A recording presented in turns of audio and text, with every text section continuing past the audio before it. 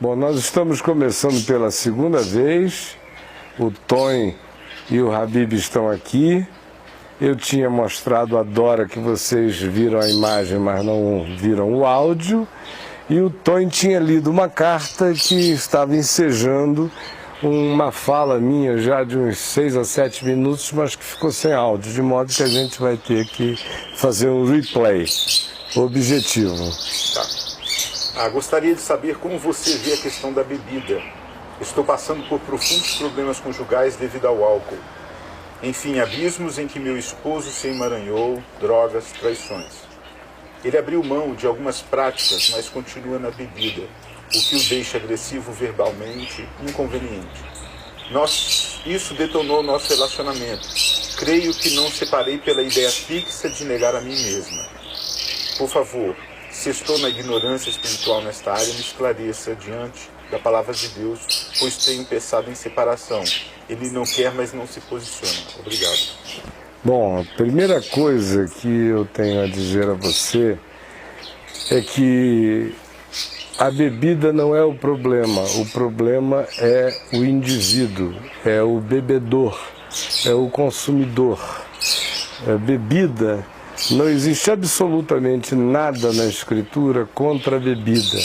Existe contra o excesso, existe contra a embriaguez, existe contra o entorpecimento, existe contra a dependência, existe contra o uso frequente, contínuo.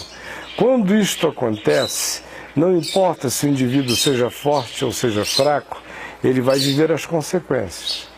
O pior dos cenários, o pior dos males é aquele que atinge apenas o corpo dele, que vai gerar, pelo uso contínuo, uma cirrose, ou gerar uma debilidade física, orgânica, vai gerar um depauperamento mesmo dos potenciais do corpo. Mas raramente a bebida se condiciona apenas a essa fragilização.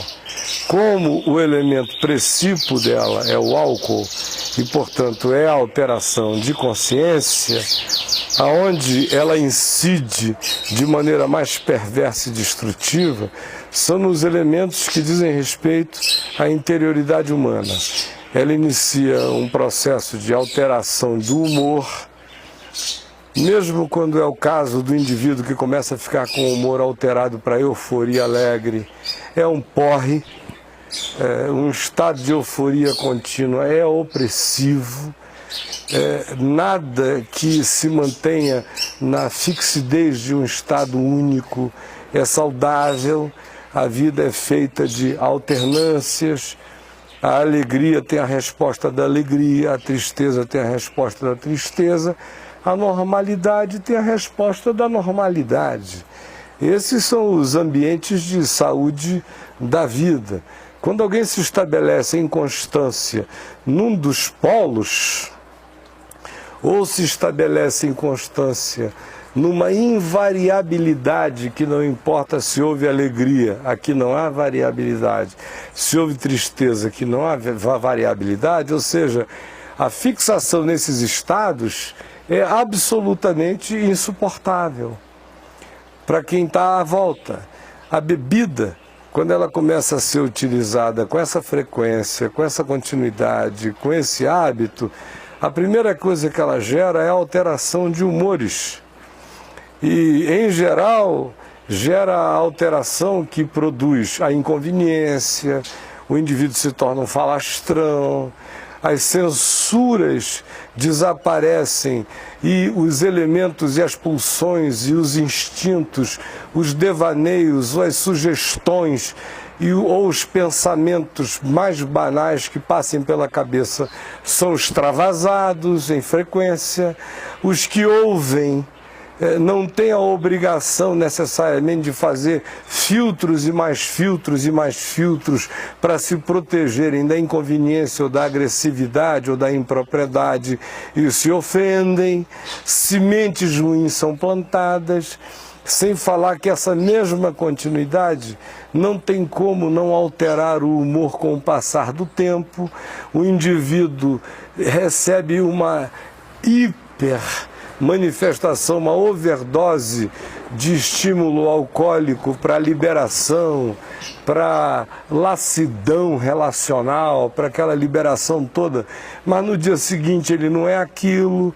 Então, com a rebordosa que vem, com a ressaca que chega uma terceira ressaca pior, que é a ressaca do resíduo de memória do que ele liberou naquele estado e que agora o faz ou envergonhar-se, ou criticar-se, ou achar que foi excessivo. Aí isso altera dramaticamente o humor dele. A ressaca moral. Já está ressecado e agora vem a ressaca moral e a vergonha. Aí ele se introverte mais. Aí ele muda a relacionalidade dele com aqueles que foram supostamente os observadores daquele estado anterior, que hoje não o faz sentir bem. Aí as pessoas já o veem diferente, porque ele está diferente, elas não conseguem nem entender por que eles estão diferentes, e elas começam a ficar diferentes com ele, por razões diversas, ou por medo, ou por acharem que o cara não é equilibrado, que um dia ele está de um jeito, outro dia ele está do outro, razões diversas. Aí ele começa a ficar paranoico, a dizer, as pessoas não estão me tratando bem, mas como ele gosta das pessoas, ou pelo menos precisa daqueles relacionamentos, ele bebe de novo, no estado de embriaguez, ele se libera outra vez, e aí se solta com a mesma liberdade que no dia seguinte vai fazê-lo viver o processo de retração. A tendência é ir aprofundando tanto a depressão, quanto a autocrítica, quanto a paranoia. Aí as relações começam a se corroer à volta, aí isso começa a introjetar nele amarguras variadas, porque a interpretação da embriaguez é sempre paranoica, ela nunca não é paranoica, porque não há equilíbrio, não há censura, não há autocrítica. Para quem se embriaga ou para os que estão... Para o que se embriaga, a interpretação da embriaguez, do que está embriagado, é sempre paranoica, é sempre contra ele. Por isso tem tanta briga, por isso tem tanta discussão, por isso tem tanta exacerbação, porque tem muita projeção, tem muita transferência, tem muita paranoia também, tem muita interpretação hipertrofiada, aí os ânimos se acirram, se exacerbam, aí respostas são dadas, o indivíduo na embriaguez dele bota aquelas respostas para dentro com a força de amarguras que crescem e que no dia seguinte na ressaca aumentam mais ainda dentro dele, volumes paranoicos e amargurados vão crescendo ali dentro, vai falsificando o processo interpretativo dele. O próximo passo, em geral, é a produção da violência verbal, contínua, agressiva, das implicâncias, das antipatias, daquelas manias de amanhecer de quina para a lua, virado contra os outros, chateado. Cria e aumenta a nuvem de testemunha dos insatisfeitos e infelicitados por aquele comportamento.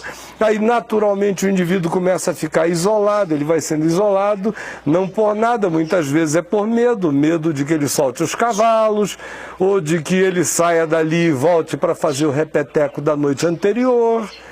Aí começa a haver, isso eu estou sendo de um simplismo absoluto, porque as variáveis do problema são quase infinitas, né? Estou assim desenhando linhas muito basiquinhas. Aí o que acontece?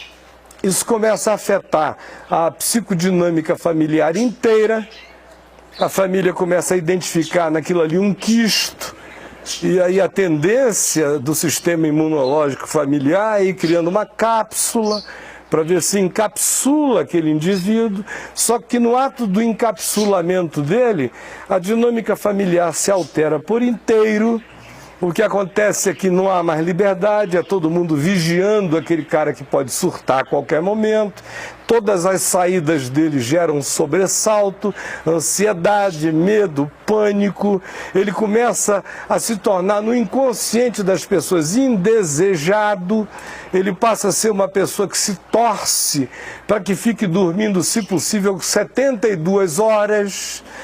que os fins de semana dele se transformem em algum tipo de estado de sonoterapia para ver se o pessoal descansa. As férias dele são o alívio de todos, especialmente se ele for sozinho e ninguém for forçado a acompanhar esse trio elétrico de desgraças e de mau humor e zanga.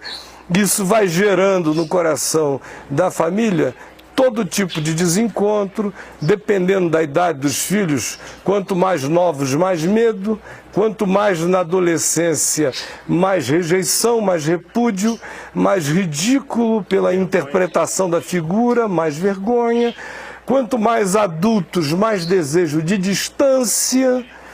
E na esposa, o que sobra?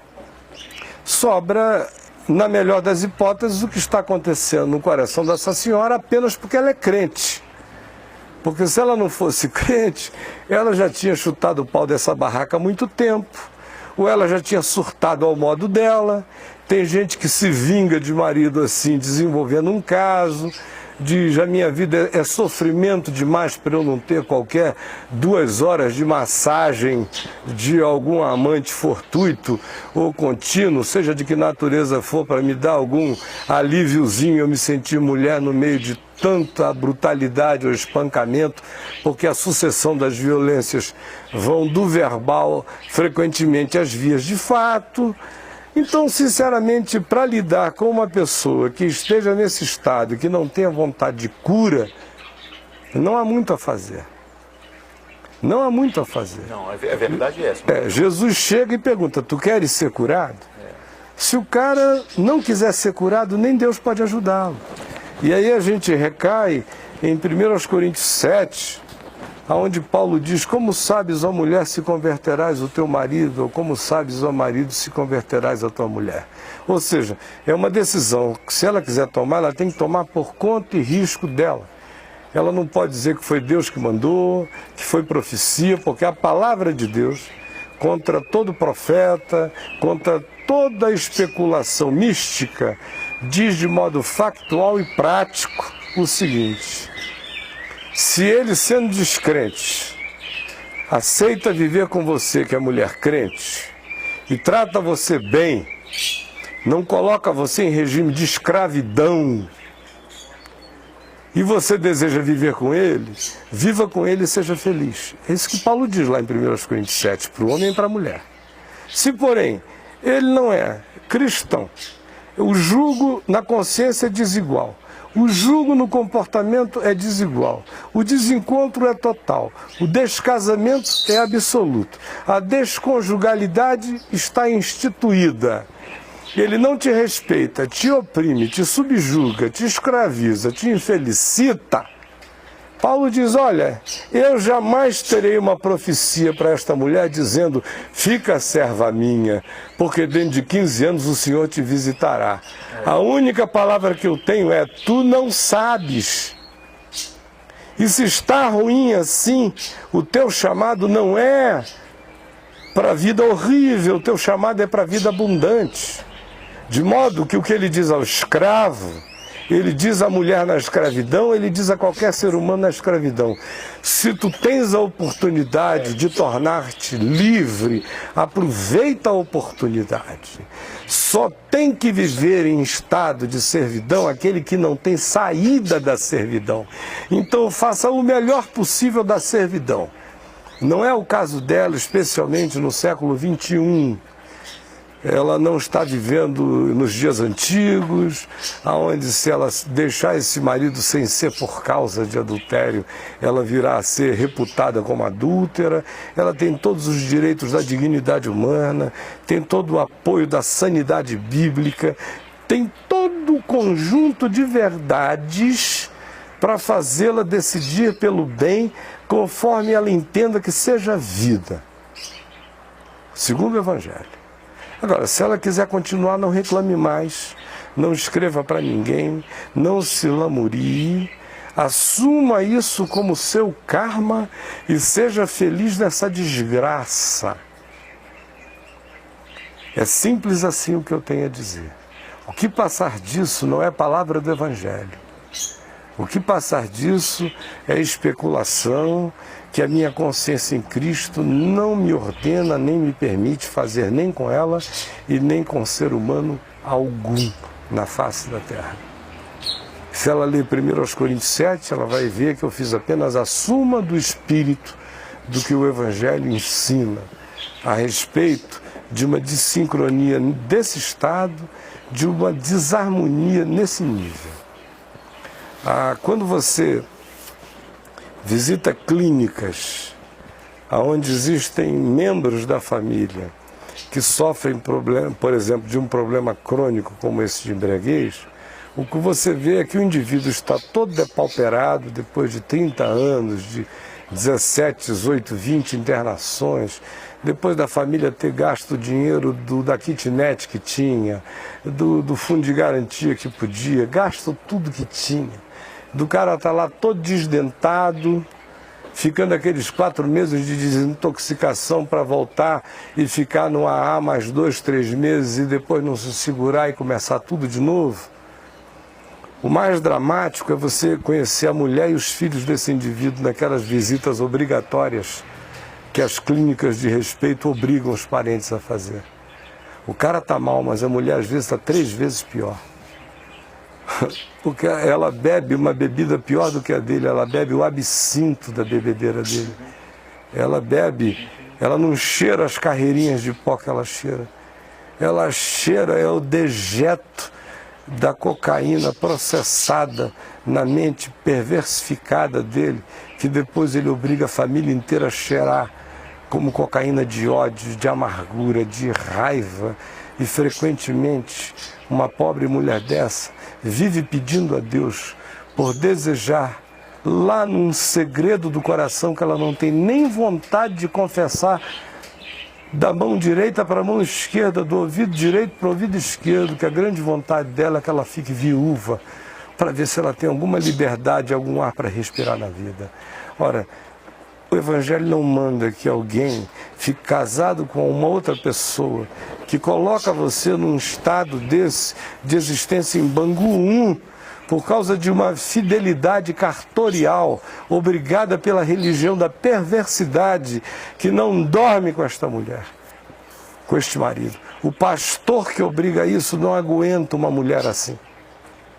Se for a mulher do pastor, de qualquer bispo, apóstolo, pastor do Brasil, que viva como o marido dessa senhorinha vive, ele já estará separado e divorciado com as unções da comunidade há muitos anos. Mas a pobre ovelhinha tem que segurar essa onda, porque ele é perverso. Em nome de Jesus, no entanto, o que eu estou dizendo é, se você quiser assumir isto, assuma por conta própria. Se quiser viver com as consequências, viva com as consequências por conta própria. Não é mandamento de Deus, não é ordem do Senhor. O caminho do Evangelho é, se você está na escravidão e pode se tornar livre, aproveite a oportunidade, porque Deus vos tem chamado à paz. O que passar disso é trabalho de ensino diabólico que eu não estou aqui para corroborar. Antes eu estou aqui para repreender, com a maneira explícita com a qual eu fiz agora, sem psicologismos e sem viagens teológicas desnecessárias. O site, aliás, está cheio do que eu acabei de dizer aqui. Eu me sinto um relógio de repetição.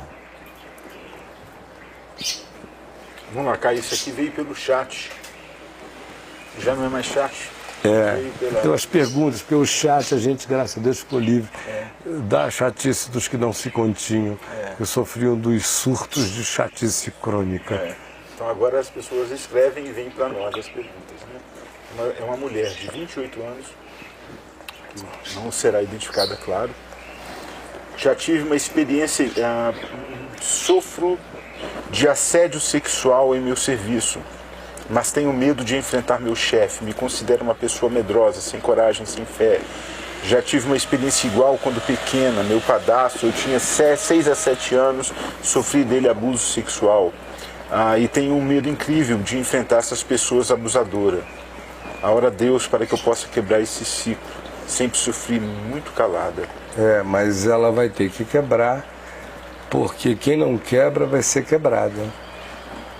É o tipo de situação que gera a paralisia ante o agressor. A quantidade de mulheres que já me narraram as suas histórias de serem abusadas no trabalho por um chefe desse tipo e que saíram para vomitar no banheiro por terem sido abusadas é enorme. Simplesmente porque frisam. Elas entram em estado de pânico. O indivíduo exerce aquela figura de autoridade que ela já vincula à figura de autoridade paterna ou do tio ou do indivíduo mais velho que na infância ou na puberdade abusou dela. Aí ela já conecta, já vincula uma autoridade a outra. Aí a infantilidade do estado no qual ela existia no tempo em que ela foi abusada retorna como trauma, porque o trauma não se sofistica, o trauma não amadurece, o trauma se frisa no estado em que ele aconteceu. Se ele foi um trauma que aconteceu na infância, ele será um trauma dotado de infantilismo para sempre. Se ele for um trauma que aconteceu na puberdade, ele virá carregado da emoção do trauma da puberdade para sempre. Não importa que a pessoa tenha 60 anos de idade. Você está me entendendo? Mas eu não sabia disso. Mas se fixa, a tendência é essa. Os traumas não evoluem, eles não amadurecem. Quando eu era criança, eu fui traumatizada pelo meu pai que abusou de mim, eu tinha 8 anos de idade, eu fiquei frisada, ele entrava toda noite, abusava de mim e ia embora. Esse foi o trauma. Esse é o estado que se fixou. Toda vez seria assim. Toda vez é assim. A menos que ela se dê conta de que a tendência desse trauma é se repetir exatamente conforme ele aconteceu, por isso ele é um trauma. Se ela não se der conta disso e ela não começar a enfrentar isso agora, vai chegar uma hora, dependendo do cara, pode ser que ele seja mais contido, pode ser que ele seja abusivo mesmo. Qual é o abusivo? É o que diz, ela fica calada. Se ele é um cara de pau, qual é a interpretação dele? Quem cala consente. Ela só é discreta, é casada, não quer dar bandeira, mas eu estou jogando e ela está calada e está engolindo. Qual é o próximo passo dele? Entrou na sala, ele vai lá, dá uma volta, aperta o botãozinho da porta, dá uma trancada. Aí ele vem e diz, poxa, fulano, você é muito linda, uma mão no cabelo, que ele passa assim pelas costas. Ela pode abominar até a última geração, mas ficou calada, frisada. Qual é a interpretação desse cara? Ela é muito tímida, mas você viu como ela frisou todinha. Aí ela se arrepia de medo, o cara diz, está cheia de tesão. Cheia de tesão. Aí ele pega, vira ela. Aí ela está parada ali. Aí ele começa a passar a mão no rosto dela, você é linda, pega, dá-lhe um chupão na boca, ela não responde o beijo. Mas ele diz, está deixando. Ela só é daquele tipo que dá quieta. Aí, meu amigo, ele traça. Como eu já vi, eu não estou aqui inventando, não estou fazendo uma suposição. Infelizmente, a minha vida foi ouvir histórias de todos os tipos. Para eu não ir muito longe, só agora aqui na cabeça me vieram 15, 20, 30 historinhas desse tipo, de gente que me contou pessoalmente, fora as que eu atendo, leio como cartas ou outras coisas assim, mas só para não ir longe. Uma mulher, psicóloga, assistente social, casada, mãe de 2, 3 filhos, casada há 15 anos, tinha no coração esse mesmo sentimento traumático em relação a abusos passados na vida dela. Ela vai trabalhar para um pastor eminente, respeitado, considerado grande figura, esses grandes servos de Deus, conforme os evangélicos gostam de dizer, sem saber que se é servo não é grande, se é grande não é servo. Mas são os grandes servos de Deus dos evangélicos. Ela disse que você narrou do jeito. Pois é, vou chegar já lá, ela vai se enxergar mais ainda. Aí o indivíduo começou a achar essa psicóloga assistente social muito bonitinha, ela tinha seus 35, 37 anos de idade, bem torneada, muito sóbria, tranquila, educada, sorridente. Esse tipo de pessoa costuma ficar cada vez mais polida, cada vez mais gentil. Ficam pensando que pela gentileza elas vão afastar o assédio, pela educação. Mas não é nada disso. Os homens não levam a sério a mala educação, quanto mais a boa educação. Boa educação está significando, para a maioria desses caras, conivência. Uma conivência, ou vem que tem, quem sabe a gente conversa, pois bem. Aí vai. Ela foi sentindo devagar que ele cada dia se insinuava mais, elogiava mais. Cada vez os horários ele foi mudando.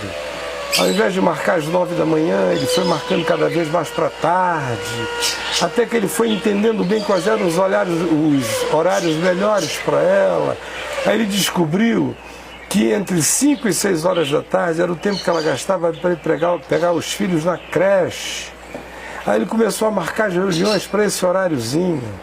Aí ela ficava aflita, que tinha que sair para pegar os filhos. Aí ele testou a primeira vez: não, deixa que o meu chofer vai pegar seus filhos e os trará para a antessala, você fique tranquilo.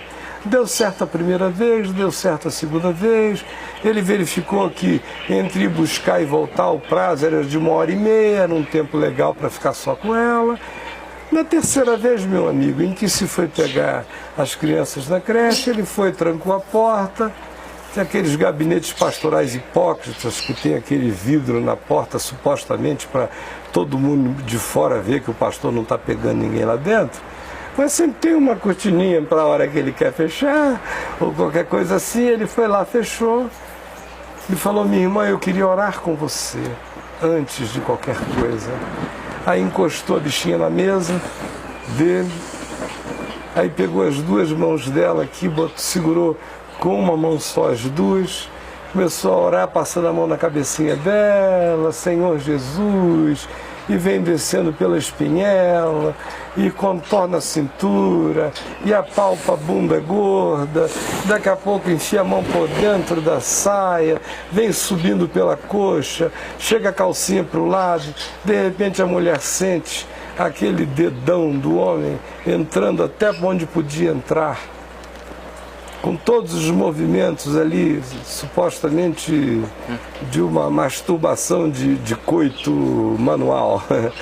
E a coitada lá, e ele beijando a boca gelada, frisada da mortiça, parada e gelada, sem um pensamento passando pela cabeça, absolutamente catatônica, cataléptica, e o cara dizendo: ela é uma santa, mas é louca por mim, só não está aqui espenhando na mesa porque seria demais para os pudores dela, mas está consentindo que eu faça tudo. Sabe quanto tempo durou essa brincadeira? 15, 20 minutos, o que é uma eternidade. Até que alguém sem querer bateu na porta, ele tirou o dedo rapidinho, e a mulher ainda demorou de 3 a 4 minutos para voltar à respiração, ter organização mental suficiente para raciocinar: se eu não sair correndo daqui agora, eu serei quieta e passivamente estuprada na próxima hora inteira, no gabinete do meu ungido pastor, celebrado no país inteiro. Então, é uma historinha que eu estou contando em relação ao pastor, mas em relação ao chefe, em relação ao chefe, meu amigo, eu já vi uma menina desenvolver um câncer. Olha como isso é sério. Uma garotinha de 30 anos de idade, bonita, casado com um garoto lindo. O marido dela era uma figura linda, um homem lindo, e ela uma menina bonita, um casal. Naquele tempo a designação burguesa global era um casal 20. Lindos, aparentemente se gostavam, mas ela era esse tipo muito dado, muito fogoso, muito alegre, muito poliana moço: o mundo é bom, os homens são puros, todo mundo é assim, legal, gente boa, totalmente despreparada para as agressividades, para o partir para dentro dos malucos mesmo. E o marido dela reclamava, dizia, olha, fulana, seja mais contida, eu sei que você é puro, eu conheço seu coração, mas o das pessoas não é. Você não é a única pessoa que existe na Terra. Você tem que levar em consideração as outras cabeças, as outras interpretações, senão você vai se posicionar em lugares e posições vulneráveis nessa vida. E ela tinha um chefe, que era uma figura também eminente, que ela respeitava imensamente, que era um CEO aí de uma empresa poderosa, muito articulado, inteligente, essa coisa toda, e mistura na cabeça da secretária, por mais executiva que ela seja, se ela está ali trabalhando com aquele cara que é uma fulgurância, que todo mundo quer falar com ele, é de uma rapidez extraordinária, de capacidade de soluções imensas, ela acaba, de um modo ou de outro, até profissionalmente, admirando o sujeito. Não quer dizer que ela queira nada, nem coisa alguma. Ela amava o marido dela. Claro. Mas o sujeito tinha os seus carismas. E ela, naquela pureza dela, elogiava os carismas do cara. E o cara foi interpretando aquilo como a primeira vez que eu pegar ela sozinha num hotel, eu vou traçar. Ora, não deu outra.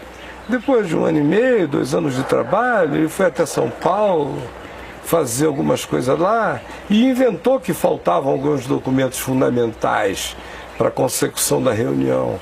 E ligou para ela às 5 horas da tarde e disse, fulana, infelizmente pede perdão ao teu marido, fulano de tal, que ele conhecia bem, mas você vai ter que pegar um avião agora, porque eu vou ter que apresentar numa reunião de última hora, hoje às 10 da noite, os documentos tais, tais e tais, não tem mais voo, você vai ter que voltar para casa amanhã de manhã. Mas eu já fiz reserva aqui no hotel, você vai estar bem abrigada, diga a ele para ficar tranquilo. Aí a bichinha foi para lá, o documento era um pretexto, ele fez aquela reunião rapidinha ali, em 15 minutos, só para inglês ver, e para justificar o negócio, a coitada estava só, poxa, fulana, a gente trabalha tanto, nossa vida é tão intensa, eu queria hoje, você fez esse sacrifício para mim, você é minha convidada para um jantar especial, aqui no lobby, no salão superior, na cobertura do hotel. Aí ele já mandou reservar um bom vinho, já começou a tratá-la daquela maneira extraordinária, e a boba está pensando que aquilo tudo ali é porque ela é uma secretária poliana moça, tem a menor ideia do que vai acontecer. Aí começa a acontecer na hora que ele chega e diz, não, eu vou levar você à porta do seu quarto. Aí ela descobre que o quarto dela é ao lado dele. Não, mas ele foi tão gentil que ele botou mesmo, porque se precisar de alguma coisa, eu vou ser socorrido. Aí ele abre a porta, entra fulano, olha como é lindo. Aí já bate a porta e, meu amigo, parte para as cabeças. E essa bichinha fica ali, estatelada, não sabe nem como se comportar. É uma safada? Não. Estava ali pensando que ia fazer isso com o chefe? Não. Ela simplesmente não teve anticorpos, não teve desenvolvimento não teve caldo bacteriológico, não comeu porcaria, não comeu terra de chão, não comeu comida de formigueiro, não comeu lama, não foi criança metendo o dedo na meleca e botando na boca, não desenvolveu anticorpos para a vida, não descobriu como é que a existência é feita. E ali está num estado de absoluto embasbacamento, sendo traçada na mais absoluta passividade, para chegar no dia seguinte, me telefonar aos prantos, morava em outra cidade, eu só conseguia encontrar com ela uma vez ao ano, quando eu passava lá para pregar, dava uma prioridade para atendê-la e vendo ela fazer processos de somatização. Começou a somatizar na gordura, começou a somatizar na pele, começou a somatizar 3 anos depois. Ela foi Esse caso continuou ou foi isso um só? Hã? Isso continuou ou foi um só? Ele só traçou de uma Foi vez? só uma vez. Ela louca pelo marido. E no início, quando ela me contou, eu falei, se o fulano souber disso, ele vai morrer. Mas chegou um ponto que eu tento resolver essas coisas sempre, sem precisar ofender mais alguém. Claro. numa coisa que, teoricamente, não teve ofensa senão pelo fato. Chegou uma hora que eu vi que ela precisava contar para ele, já que ela não conseguia se perdoar nunca. A graça de Deus jamais entrou na consciência dela em fé a ponto dela se perdoar. Ela era de uma igreja histórica, tão puritana, tão puritana, tão puritana, que a matou. Ela não se perdoou até o fim. E mesmo contando para o marido, e o marido cobrindo-a de amor e perdoando, ela não se perdoou. 3 anos depois eu estava sendo chamado para fazer o sepultamento dela. Sem nenhum histórico anterior de qualquer coisa. Ela desenvolveu um câncer em razão daquilo ali. Então, essas coisas não são brincadeira. Respondendo à moça, ela precisa tratar disso já. Ela precisa botar pingos nos is. Ela precisa definir os espaços, os limites. Que ela perca um emprego, que ela perca 2 empregos, que ela perca 3 empregos. Ela não perderá nem 2, nem 3. Se ela já começar a aprender a chegar chegando, se ela já começar a aprender a chegar se impondo, se ela já aprender a chegar sabendo que ela tem que ser julgada pela performance profissional e pela estabilidade emocional dela nas relações humanas, mas não por ser Miss Simpatia nem Miss Tolerância de ambiente nenhum. Se ela não tiver essa consciência, ela só está procrastinando algo que inevitavelmente acontecerá, de um modo ou de outro. Isso aí é 99% de chance de que role. Se vai às vias de fato, eu não sei. Eu só sei que ela está adiando problemas. E se ela quiser ser um pouco mais profilática em relação ao futuro, comece a estabelecer os limites agora. E se ela for uma boa profissional, ela vai conseguir estabelecer os limites sem medo de perder emprego nenhum. Agora, em geral, o que as pessoas também precisam saber... O problema é que a pessoa frisa, né, Caio? É que também existe muita insegurança em relação ao emprego e à capacidade profissional, que acaba se servindo até inconsciente dessa ação de mississimpatia empresarial. Aí a pessoa faz a compensação com a simpatia. Aí o de lá interpreta isso como highway aberta para chegar. Então, são equilíbrios que ela tem que encontrar agora na vida. Do contrário, o mundo não está brincando disso. Ora, se a mulher dura, que diz não quero, que dá fora, é objeto de insinuações. Às vezes o resto do tempo do convívio tem cara que não cansa, que a profissão dele é insistir, não desistir até o dia que até por raiva ela dê para ele.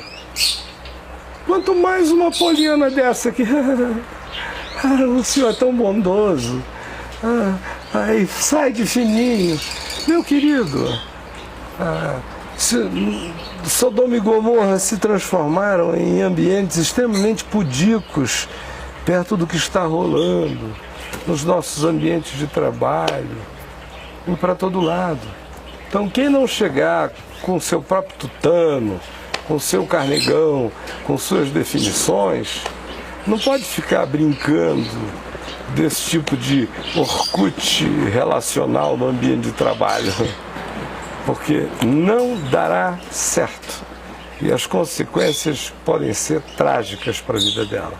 Você ia dizendo alguma coisa, Rabi? Não, é porque eu assim, nas 2 histórias da questão do esposo dela e dessa colega aí, a gente percebe sempre que existe alguém que abusa, né? Uhum. E essa pessoa que é abusada, ela geralmente desenvolve uma culpa muito grande, porque a gente tem uma dificuldade, eu queria que você falasse a respeito disso, de ver o amor como sinônimo de uma postura em relação a nós, como uma capacidade de aguentar. Né? Como se fosse assim, amar envolve eu fazer o bem aos outros e aguentar o mal que me façam. Até no primeiro e-mail ela fala assim, sou viciada E negar, em negar a mim mesmo, né? É. Interpretando negar a si mesmo como se autoanular as suas sensações, né? Nesse sentido. E eu queria te perguntar o seguinte, se esse é um sentimento que deriva do cristianismo, ou se esse é um sentimento de todo ser humano que ainda não amadureceu a ponto de desenvolver uma autoestima capaz de dar a ele condições de dizer: amar também, em muitos aspectos, envolve você se autopreservar, ter posturas ativas, né, de afirmação de valores.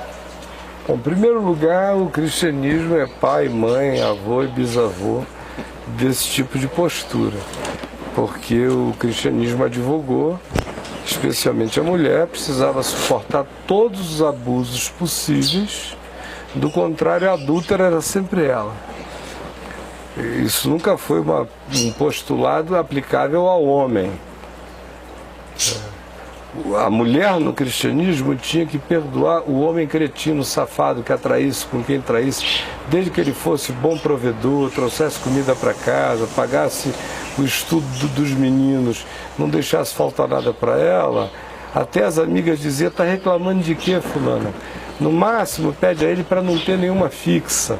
Mas pular a cerca, isso é do homem mesmo. Então, agora, se uma fliceta dessa a acometesse e ela desse uma pulada de cerca alguma vez na vida, ela ia carregar a letra escarlata para sempre, e essa é a postura do cristianismo. A gente não precisa repetir isso, porque o cristianismo praticou e pratica essa perversidade até hoje. O pecado sexual do homem é currículo, o da mulher é desgraça e maldição, é putice, falando português bem claro.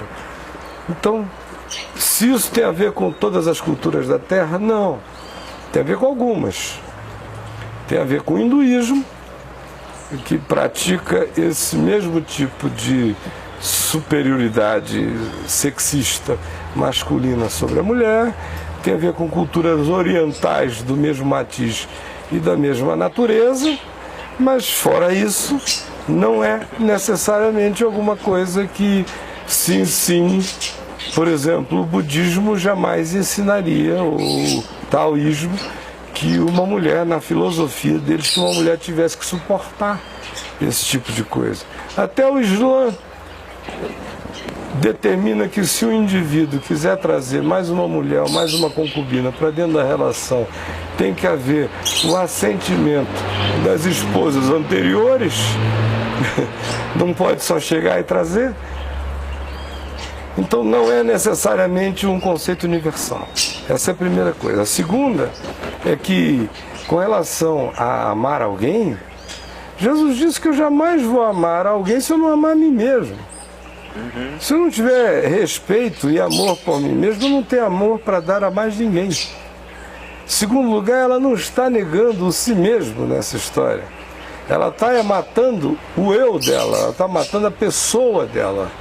Ela está fazendo um exercício monástico de natureza psicológica, de automutilação, como os tarados da Idade Média faziam, se autoflagelando. Para ver que eu mereço esse marido, me santifica nessa desgraça, Senhor Jesus. É isso que ela está fazendo. Ela é tão patético quanto isso. Isso é tão vontade de Deus quanto a gente possa dizer, é inteiramente vontade do diabo, mas de Deus não. Então Jesus jamais diria a ela: fique aí, minha filha, e aguente essa pesada. Não o Jesus que eu conheço. O cristianismo diz, a igreja diz, a maioria dos pastores dizem para os outros, porque eles mesmos não movem nem com esse dedinho quando o peso cai na casa deles. Quando o peso começa a cair na casa deles, eles começam a arranjar solução para tudo. Todas as soluções que eles não aventam como possibilidade de solução para os outros. Para eles, resolvido. Então, não devo nada a ninguém, minha consciência de Jesus é do Evangelho. O que eu estou dizendo a você, minha filha, eu digo na presença de todos os homens, na presença de Deus e dos anjos, sabendo que eu estou dizendo a palavra da verdade do Evangelho, palavra de vida, e não palavra de antivida. Ame a você mesmo. Se você não se amar, você jamais amará ninguém com saúde. E até por amor a um indivíduo adoentado como esse, a gente deixa de ser mulher dele. Ainda que seja para ser amiga que visite, ainda que seja para ser amiga que vá ao AA da força, ainda que seja para ser aquela amiga que diz aos filhos, não deixem de chegar lá e de estimulá-lo, mas não mantém o conluio da conjugalidade com o zumbi que quer se relacionar com você num caixão já gelado de morte. A menos que você ame a morte, a menos que essa seja a sua escolha, e se esse for o caso, fique em silêncio e morra no estado de paz zumbificada para o qual você está sendo chamada. O que vocês dois leram aí que gerou perplexidade? Alguém mandou um abraço pro Habib. Que beleza. Diz ao Habib que é um prazer vê-lo de novo no Papo de Graça. É um prazer maior estar aqui, hein? Tem muita gente bacana lá. Amém. Pergunta. Caio, a pergunta é a seguinte. Caio, você ainda aceita convite para ministrar nas igrejas? Não. Tá. Eu tenho dito isso no site há muito tempo. E repetido, eu não aceito não, gente. Não é por causa das igrejas não, porque eu não aguento mais. Então não vejo nenhuma vantagem, não vejo nenhum sentido. Quem quiser me ouvir, me ouça na VMVTV. Na VMVTV tem mais material para eles ouvirem e aproveitarem do que se eu for uma vez na igreja deles. Segundo lugar, eu estou cansado. Terceiro lugar, eu quero otimizar os meus esforços. Em terceiro lugar, tudo que eu tinha para dar isso, eu dei mais do que qualquer outro ser humano. O R.R. Soares, que faz essas viagens por aí, vai ter que viajar mais 20 vezes como ele anda viajando nos últimos 10 anos para viajar o que eu viajei, dando a minha alma para os evangélicos, dos luteranos aos pentecostais, da igreja da Conchichina, em qualquer lugar da terra. Minha cota está dada. Eu não sou fetiche, eu não vejo qual é o benefício que a minha chegada gera ainda nesses lugares. Por quê? Porque eu estou cansado há muito tempo. Então eu vou chegar lá e vou pedir para ficar num hotel. O hotel é simplesinho, quietinho, ninguém me paga cachê, ninguém me dá oferta, ninguém me dá nada. Eu só vou porque me pagaram a passagem, e a hospedagem, e a comida, e vou com a minha mulher. Mas eu vou sempre pedir para chegar 20 minutos depois de ter começado, porque se eu chegar antes vão me alugar, vão me fazer todas as perguntas que eu já respondi milhões de vezes. Eu não estou lá para ficar sendo entrevistado, é só para pregar o evangelho. Quando eu acabar de pregar, eu vou pedir para sair imediatamente para o hotel, que se eu pudesse apertar um botão num cadafalso e já cair numa cama, num quarto escuro e ficar quieto, meia hora em silêncio, depois tomar um banho e ficar quietinho com a minha mulher, o que eu faria.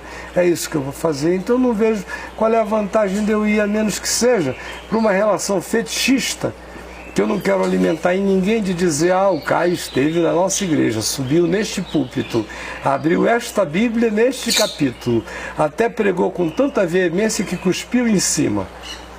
Se for para esse fetiche, eu não estou para colaborar.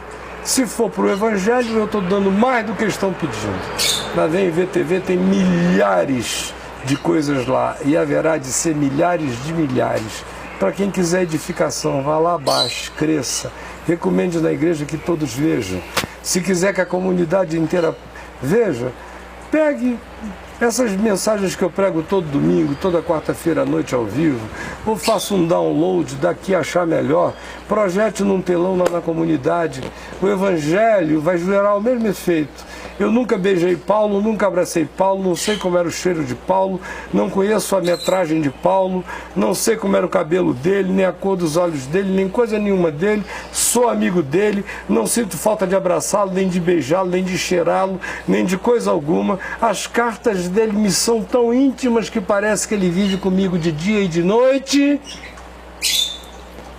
E eu estou dando para eles milhares de cartas, milhares de textos, milhares de tudo, milhares de imagens de som, de vídeo, de tudo o que querem mais. Passa disso é fetiche. Eu estou feliz com a minha mulher em casa, cuidando da vida, atendendo a milhares, sem precisar me matar. Sabe por quê? Durante muitos anos eu amei os outros, me amando muito pouco. Hoje eu me amo numa medida que eu acho que é extremamente sadia. E eu não pretendo barganhar com ela. Então é só por isso que eu só viajo. Em algumas estações do caminho eu fui. Tem até mentor do Caminho da Graça que me ama loucamente com uma certa mágoa. E eu discerno, meu amigo, porque antes deles nascerem, cada pelo desse aqui já era antena, assim, igual de caranguejeira. Sei que todos me amam. Sei que vieram por minha causa. Sei que foi por causa do evangelho que eu preguei. Só que alimentaram falsas expectativas. Eu vou para o grupo do Caio, aí eles ficam pensando, desde o tempo da Vinda, isso não é coisa nova não. Eu sofro esse mal há quase 40 anos. Eu vou me ligar ao Caio. Aí o cara pensa que vai tomar café comigo, comer torrada comigo, viver aqui do lado, não sei o que, conversando. Toda ideia que ele tiver, ele vai me ligar, ele vai isso, vai aquilo. Eu sou só um, não sou Deus, não tenho vocação para multicaio, não quero ser. Quando eu achei que tinha, eu quase virei uma legião, porque nós éramos muitos. Eu nunca mais volto para essa. Sou um serzinho do meu tamanho, meu dia só tem 24 horas, só cabe o que cabe. Não tento enfiar mais do que cabe, porque se eu enfiar, vai descaber para minha mulher, vai descaber para os meus filhos, vai descaber para minha alma, vai descaber para minha devoção, vai descaber para minha saúde mental. Então eu não estou negociando nada disso com ninguém, com coisa alguma. Jesus não me pede nada além de que eu seja inteiro, fazendo tudo com todo o coração e com todo o amor para todo mundo que eu puder fazer. Mas voltando até mesmo às estações do caminho. Eu fui à estação de Santos 2 ou 3 vezes, uma para inaugurar e uma ou 2 outras vezes. Fui de São Paulo, uma para inaugurar e 2 outras vezes, provavelmente. Fiz aquela caminhada paulista visitando cada noite algum daqueles grupos ali. Já estive, obviamente, na estação de Manaus, que funciona na casa da minha mãezinha, várias vezes. Lá talvez tenha sido a estação na qual eu mais preguei fora de Brasília. Em Goiânia eu estive o quê? 4, 5 vezes. 3 vezes para começar.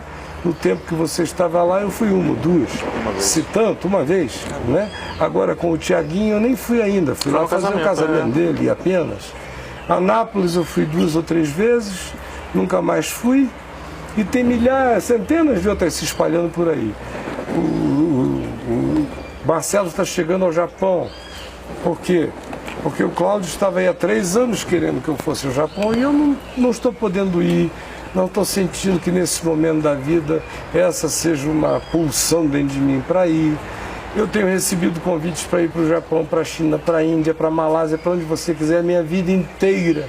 Eu visitei uns 70 e tantos países do mundo e o resto eu não fui pelas mesmas razões do passado, porque se eu fosse, era tempo a menos com a minha família, era tempo a menos comigo mesmo, e eu já dava muito pouco tempo para mim e para a família. E me arrependo de ter tirado tanto tempo deles para tantas outras coisas que nem sempre valem a pena. Vale a pena para quem está recebendo, mas não vale a pena para aquele cuja vida é apenas isso o dia inteiro. E você tem que ter bom senso para fazer essa avaliação. Eu não tenho ido, como não tenho ido em vários encontros do Caminho da Graça regionais. Eu não sou esse tipo que quer estar presente em tudo, saber de tudo, controlar tudo. Eu confio nas pessoas. Quando alguém começa a fazer tolice, para mim é muito simples. É só chegar e chamar e dizer: maninho amado, olha, você quando veio sabia que era assim, ninguém foi enganado. Não tem nenhuma denominação, igreja, grupo cristão no Brasil que explicite tanto como é, como crê, como as coisas são do que nós. Então não dá nem para o indivíduo dizer: eu não sabia. Então, se você veio sabendo e mudou de ideia, que o Senhor te abençoe. Se você quiser ir sozinho, vá. Se tiver mais gente aqui que gosta do que você está dizendo, leve-os em paz, com toda a nossa bênção. Seja como for, mas entre nós não tem demanda. O reino de Deus é simples assim. E vai ser assim o tempo todo. Então, não tem complicação. Então, eu não me sinto endividado nem com a Estação do Caminho da Graça, nem no Brasil, nem no exterior, nem em Andrômeda, nem se surgir uma estação na Lua. Se der vontade de ir, eu irei. Se não der, eu vou ajudar daqui. E quem achar que não está sendo ajudado é tolo. Porque, sinceramente falando, isso aqui eu não estou competindo com ninguém não, só estou constatando uma realidade. A minha competição não é com nada, é só uma constatação para quem não quer pensar.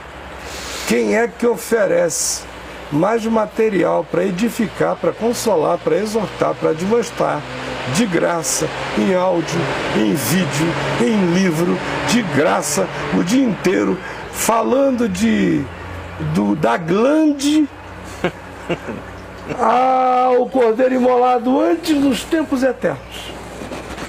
É uma oferta, meu irmão, que sinceramente entra em site do mundo inteiro e procura para ver se tem a gama de oferta. Tem não. E os caras estão zangados comigo, porque dando isso tudo que qualquer um acessa, eu me acho com o direito de continuar em casa, fornecendo todo esse material para quem queira aproveitar, apenas não dando a chance do indivíduo de guardar o meu lenço, que não é santo, nem é beatificado, para ele chegar e dizer: o Caio suou no meu lenço. E como eu já ouvi milhares de vezes, e está guardado aqui, não.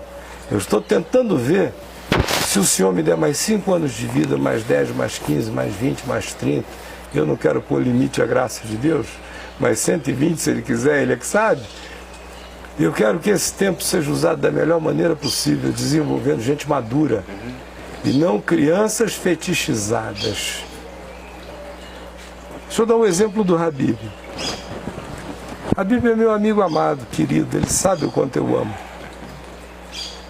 A gente nunca saiu para tomar um sorvete. Nós nunca saímos juntos para ir comer na churrascaria Potenza. Nós nunca fizemos nada disso. Eu já fui na casa dele, já comemos bolinho de queijo, já conversamos, ele, a Adriana, eu, a Nath. A gente já trocou passarinhos, a gente tem um monte de coisas carinhosas em comum. Ele sabe do amor que eu tenho pelo processo de Deus na vida dele, dos gostos que ele tem, das sensibilidades que ele nutre, das simplicidades com as quais ele trata as coisas, do modo tranquilo e descomplicado com o qual eu sinto que ele me ama, com toda tranquilidade, respeito e normalidade, e eu a ele, com toda simplicidade. Se o Habib fica 1 mês sem aparecer domingo à noite no Caminho da Graça, eu já te liguei alguma vez? Se você precisar ficar 1 mês sem aparecer? Não, jamais. Jamais. Não existe entre nós. Habib, por que você não apareceu? Habib é um adulto. Ele conheceu Jesus sozinho. Chegou até aqui lendo a palavra. Eu sei que ele está com a gente de livre vontade. Se ele não estiver lá, ou ele está fazendo uma coisa muito boa com a Nath, com os filhos dele, está viajando e curtindo. Ou naquele dia, ele diz: sabe o que é? Eu vou ficar aqui, vou ver pela VTV. Ou eu vou ao Papo de Graça, eu adoro ir ao Papo de Graça, tanta coisa legal rola. A Nath vem em casa depois da noite, eles conversam, a edificação rola. Eu não preciso ver o Habib todo dia, nem bater ponto, porque todo dia que eu o encontro, ele não só está o mesmo, mas ele está melhor. É só o que me interessa no processo. É só o que me interessa no processo. Viver é simples assim. E quem quiser viver bem comigo, é simples assim. Quem ficar com outras expectativas, eu me liguei ao Caio, eu preciso ficar chifópago. Esse coitado vai morrer de inanição, vai ter frustração, porque eu não alimento essas doenças. Eu não alimento com meus filhos. Eu criei meus filhos para virarem homens. Eu faço tudo a cada dia para edificar o máximo possível as pessoas, para eu poder um dia dizer: eu completei a carreira. Completei a carreira. Só pode dizer que completou a carreira quem foi se completando e completando tudo que podia nos outros. Completei a carreira em relação aos meus filhos. A minha filhinha caçula, eu ainda não posso dizer inteiramente: eu completei a carreira. Mas logo eu poderei. O marido dela é um homem, é um sujeito homem, que quer crescer, que quer se desenvolver, que está aprendendo.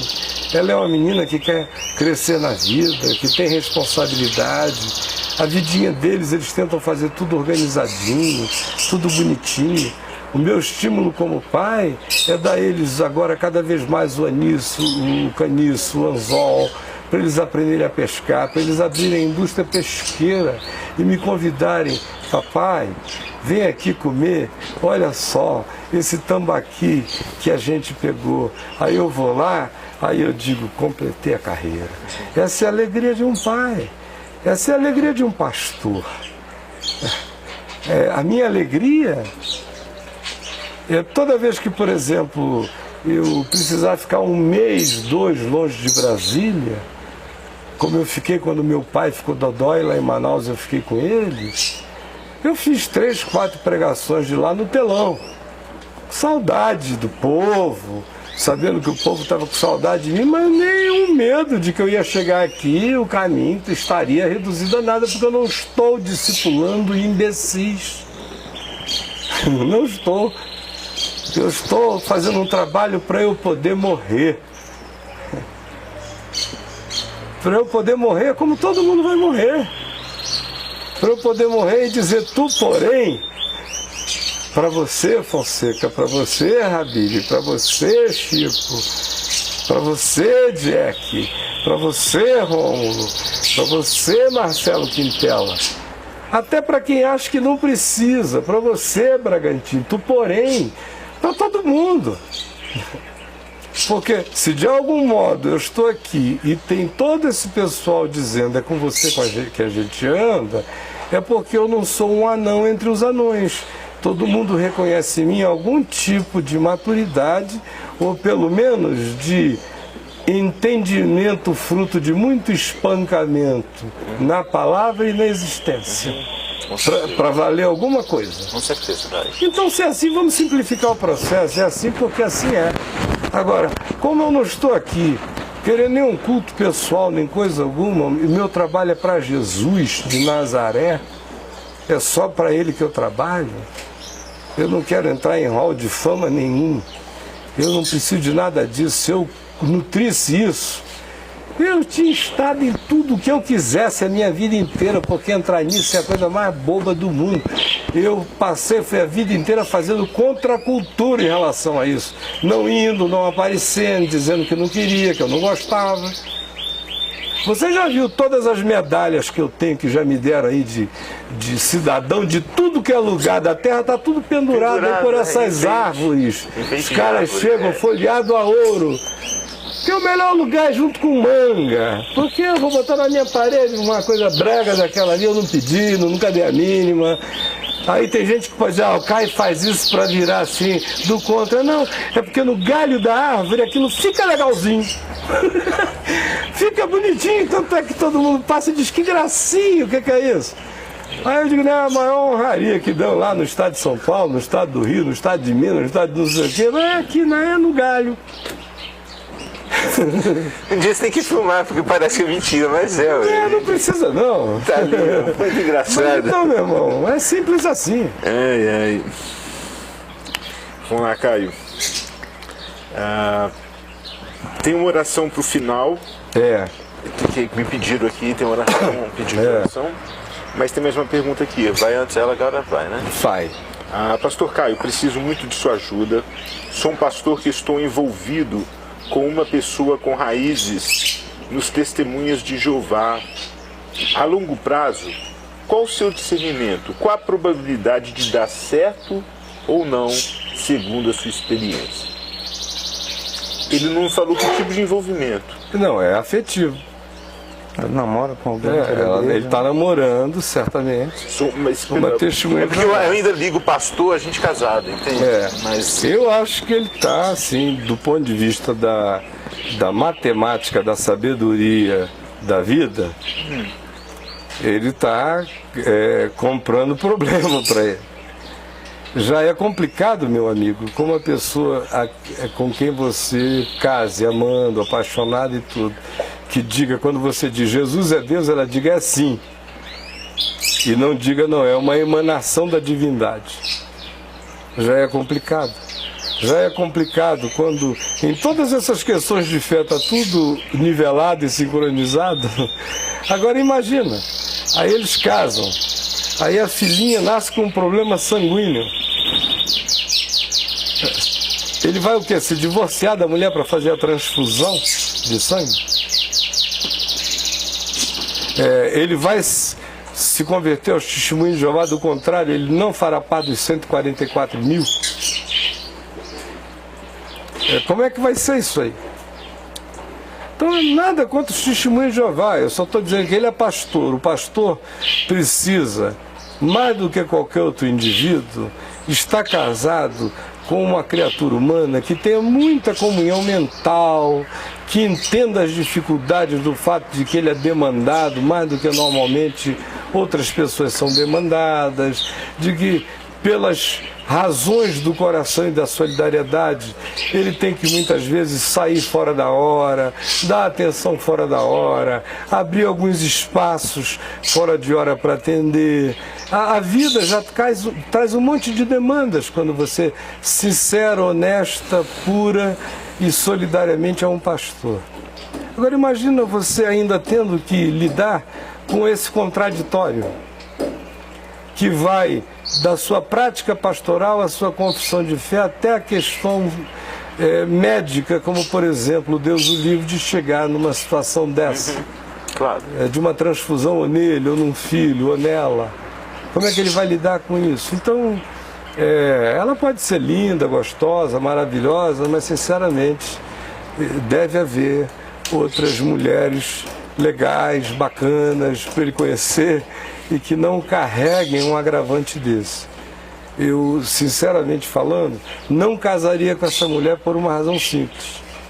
Se eu casasse com ela, é porque ela teria se apaixonado tão alucinadamente por mim e teria me admirado com tanta veemência e sinceridade e me levado tão a sério que tudo quanto eu dissesse para ela acerca de Jesus, ela cresce. De verdade. E aí eu me casaria com ela. Do contrário, não tem nada na terra que me fizesse casar com essa mulher. Eu não imponho isso para ninguém, eu só estou falando de mim. Esse negócio de julgo desigual com os incrédulos, eu nunca conseguiria casar com uma mulher que não tivesse a mesma comunhão de fé que eu. Nunca. Ela podia ser the Fokker of the Century, podia ser a musa das musas, podia ser a coisa mais deslumbrante, podia ser tudo, mas se eu não puder me ajoelhar com ela e ter certeza de que o meu Deus é o Deus dela, ela jamais será a minha mulher. Amém. Agora, cada um é cada um vive suas próprias gravidades. As minhas são nesse nível, eu não sou mandamento para ninguém.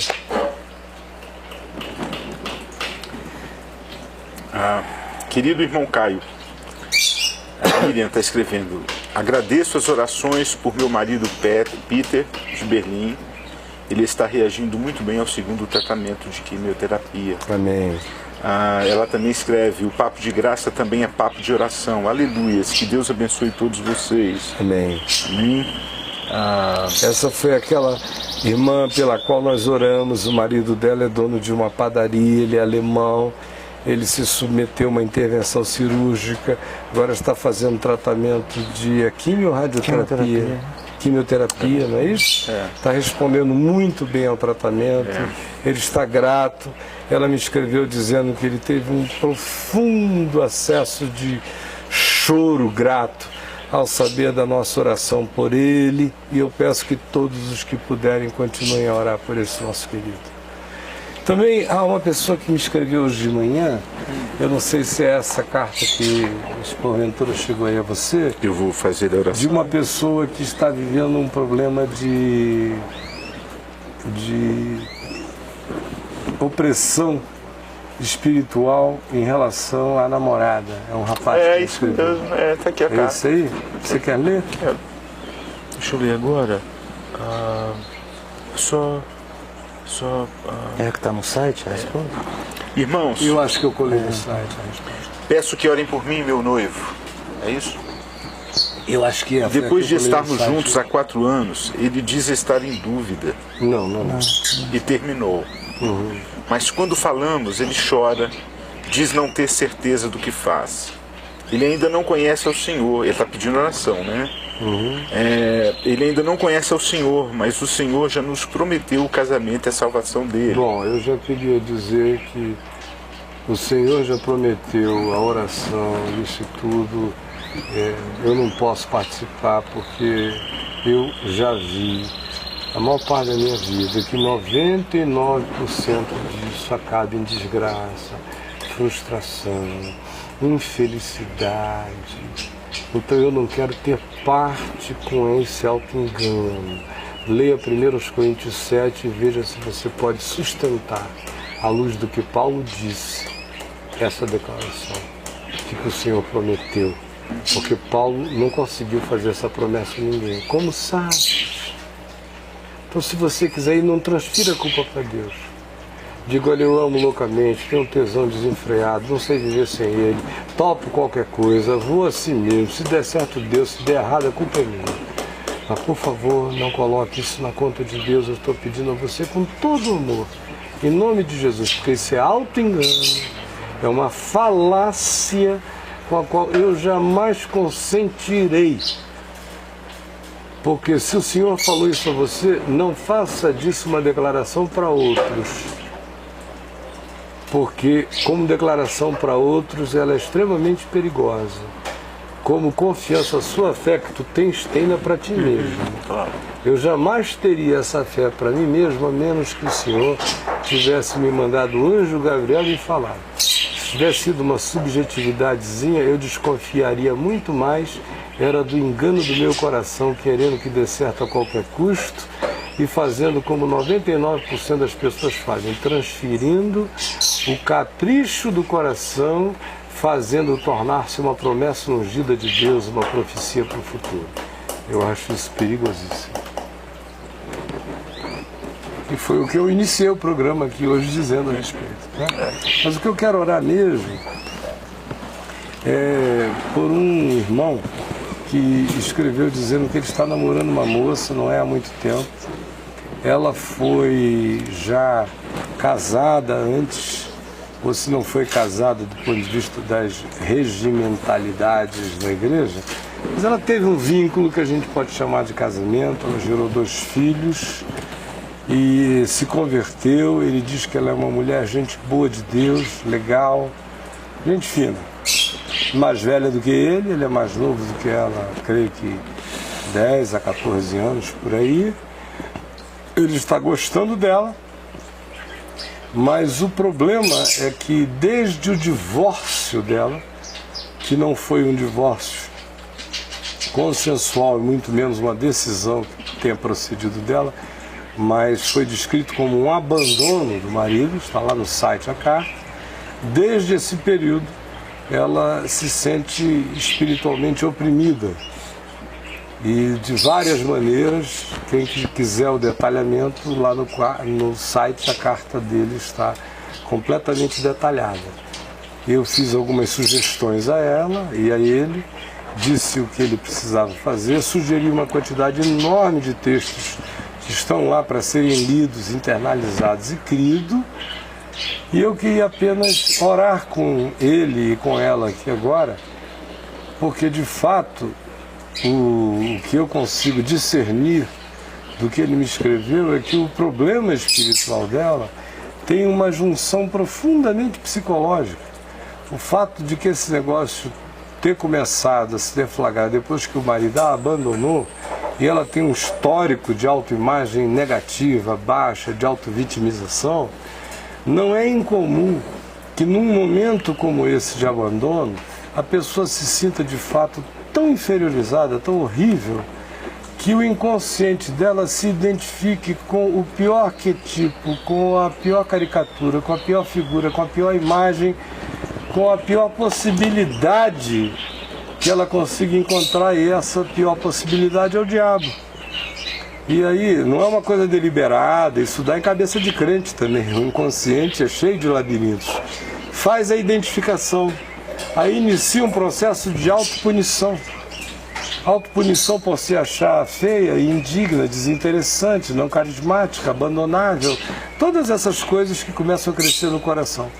Aí quanto mais essa autovitimização aumenta, mais a identificação negativa se exacerba. Quanto mais se exacerba, mais o sintoma daquela identificação se manifesta na pessoa. Aí quando começa a se manifestar na pessoa, começa a surgir uma certeza de mérito quanto a ser punido. A pessoa começa a dizer, eu mereço realmente ser punido. Aí quando ela diz, eu mereço ser punida, ela começa inconscientemente a abrir o espaço e a invocação para a manifestação cada vez mais profunda daquela punição. Aí isso começa a desenvolver outros processos mentais adoecidos. No caso dela, ela meteu na cabeça que não deve casar mais, que não pode mais ter ninguém, porque ela foi abandonada uma vez na vida e porque, além de ser abandonada pelo marido, ainda é procurada pelo diabo. Ou seja, o homem que eu queria não me quer e quem não me quer, quem me procura, que é o diabo. Não podia ter cenário mais perfeito para criar um estado de autoanulação e de vinculação com a pior imagem negativa, de modo que esse tipo de manifestação espiritual, em geral, eu não chamo nem de opressão espiritual. A opressão espiritual acaba sendo uma oportunização diabólica, porque o diabo nunca perde uma chance de encontrar um sistema imunológico espiritual todo fragilizado, sem jogar todos os vírus e bactérias e porcarias que ele possa jogar lá dentro e as fungosas de todo tipo, ele se oportuniza. Mas antes de ser por causa disso, ela está sofrendo de um psiquismo demoníaco de autopunição. Enquanto ela não se perdoar, enquanto ela não se vir embelezada na graça de Deus, enquanto ela não crer no amor de Deus por ela, enquanto ela não tomar posse do deslumbre fascinante que a existência dela é, que toda a existência é, enquanto ela não entender que o marido foi embora, isso é um problema dele, não tem nada a ver com ela. Provavelmente ele tenha ido é porque ele é que é um grande chupa-cabra e não tem nada a ver com ela. A prova disso é que tem gente querendo amá-la, tem gente amando, e mais do que isso, uma outra mulher talvez se sentisse até lisonjeada que é um rapaz mais novo que está interessado por ela, até dissesse, poxa, as coisas estão em cima, se a vaidade mental fosse essa. Mas até para a vaidade mental feminina ela está bloqueada e fechada.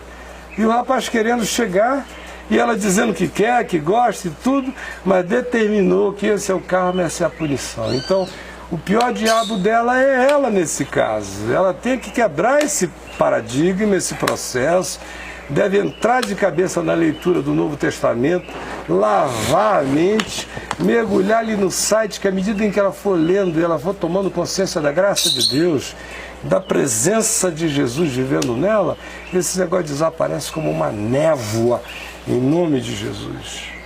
Como uma névoa. Como qualquer coisa, a assombração lá em Turim, na Itália, que a pessoa escreveu. Não tem problema, a gente ora aqui e a assombração para lá, porque o Senhor é o Senhor de toda a terra. Isso aí não é brincadeira não. E eu estou cada dia mais afim de mostrar para todo mundo que é assim que é.